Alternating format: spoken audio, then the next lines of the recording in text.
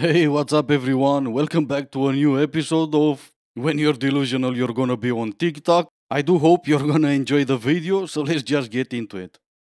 I know a lot of you are going to get sick of hearing this, but I'm going to keep saying it anyway. The more in touch a man is with his masculinity, the more in touch he is with his femininity.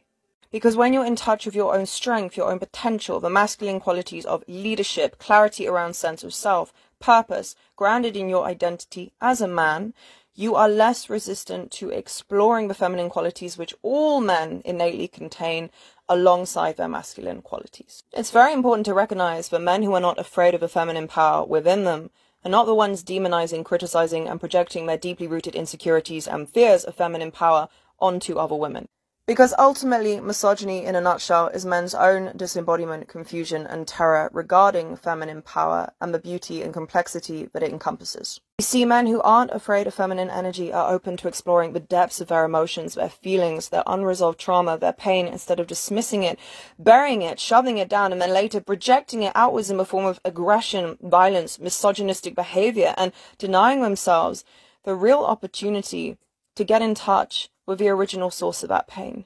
Now, the old masculine paradigm says, gotta get on with it, gotta be a real man, no man has the time to sit down and explore the depths of his emotions. But the new masculine paradigm invites men to come wholly into their masculinity without rejecting their feminine qualities in the process. Feminine qualities such as a willingness to really explore what we're feeling, to soften, to be in spontaneous dance with the present moment, to get in touch with our heartfelt intelligence. Having awareness of what is arising within the body in the form of sensation is key for feminine embodiment, but is equally as important for men to have some sort of practice that allows them to develop the intimacy with their body, to stay attuned to their emotions and their heart, to retreat into a space of silence, stillness, where they can self-reflect, examine what's coming up, especially in moments of conflict, instead of automatically projecting that outwards onto an innocent party. Now, we have a lot of examples of powerful masculine figures in history and indeed modern-day culture, which many still associate with as being the example of what true masculinity looks like.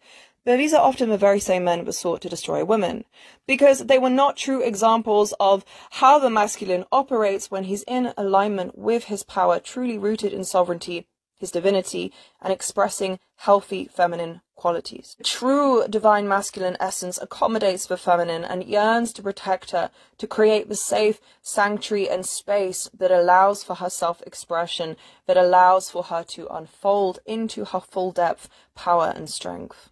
When you have a man who is rooted in his sense of self, has a strong purpose, has a strong desire to lead, to guide, to protect, he will naturally be more inclined to explore his feminine characteristics. So it doesn't make you any less of a man to be in touch with your emotions. On the contrary, it indicates that you're more rooted in your masculinity. I really am sorry if it felt long and boring, it really was, but I didn't want to cut or speed up the video. I was just waiting for her to finish her worst soup so I can go on with my day. If there's one thing I agree with her is this: yes, I'm sick and tired of listening to the same crap over and over again. I was sick and tired of listening to you from the first 20 seconds trying to use big words just so you can look smarter. And I'm sick and tired listening to you and all of you trying to explain to me what it is to be a man, what it means to be a man, how it feels to be a man, how to talk like a man, and how to think like a man. And I'm sick and tired listening to you defining my masculinity as misogynistic. My masculinity is not toxic. My masculinity is what keeps the people around me safe. My masculinity is the reason why my girl knows that every step we take together inside my home or outside my home is the reason why she feels safe. She knows that every time she sleeps in my house, she feels safe. Nothing can touch her. She doesn't need me to cry over her shoulder. I am the shoulder she cries on. You want your man to be feminine? Go get that man. You want your man to be in touch with his feminine side? You go get that man. You all claim you want those feminine men, but somehow they are the first one being ignored. Stop telling men what it means to be men, because yes, we are sick and tired of hearing it from someone who knows nothing about it.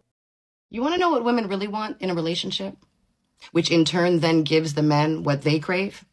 I'm going to tell you. I'm going to tell you the best analogy I have ever heard in my life, referring to the dynamics of a relationship between a man and a woman. And it goes a little something like this. I call it the flag and pole analogy. You're going to want to stick around for this one. It's a goodie. So in this analogy, the man is the pole. He stands tall. He's strong. He's reliable. He's predictable. He is grounded. The woman in this analogy is the flag. And she's beautiful in all of her colors. She is blowing in the wind in whichever direction it takes her in all of her fabulous feminine delight. She is giddy and almost looks like she's dancing in that wind. Sometimes she's down, and sometimes she's flying high in all of her vibrant, beautiful self. When the flag and the pole come together, they represent something bigger than themselves.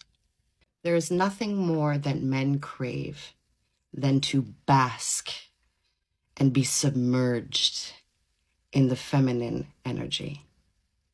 It is nurturing. It is soft. It is sweet.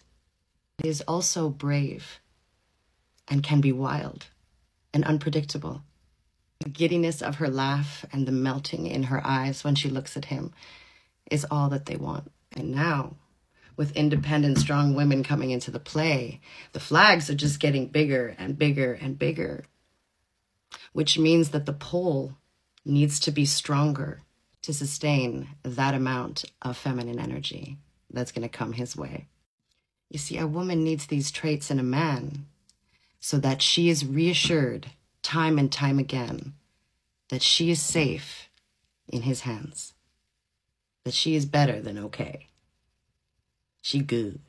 Because if not, that whole pole flag situation is going to crumble.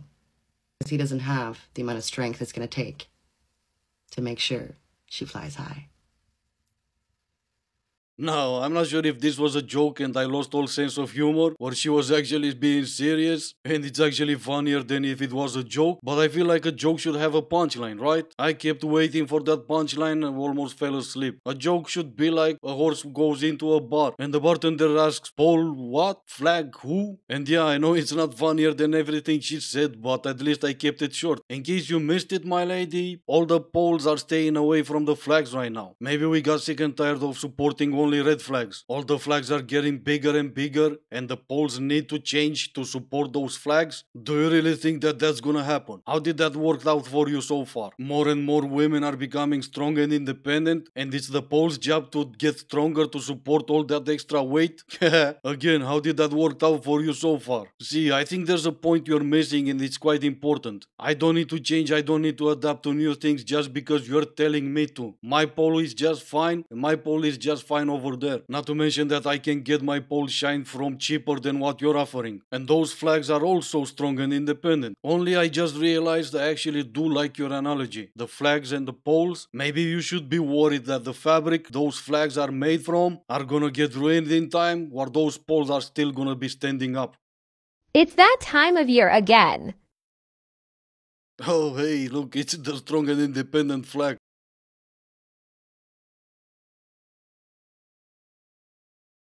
She's doing a great job, doesn't she? Regardless, this is what she said on this video. Independent women taking care of themselves. However, I'd much rather be chilling with a glass of Prosecco. Oh well, for you to be chilling inside with a glass of Prosecco, you will need to have a pole outside doing all that work for you. And I know it would be exhausting for you when he's done to just go outside and give him a cold one. Not to mention it will be demanding for your strength and your independence to do that. Anyway, I'm done for today, thank God. Let me just say I hope you enjoyed the video. Thank you all so much for watching. Stay safe and I will see you in the next one.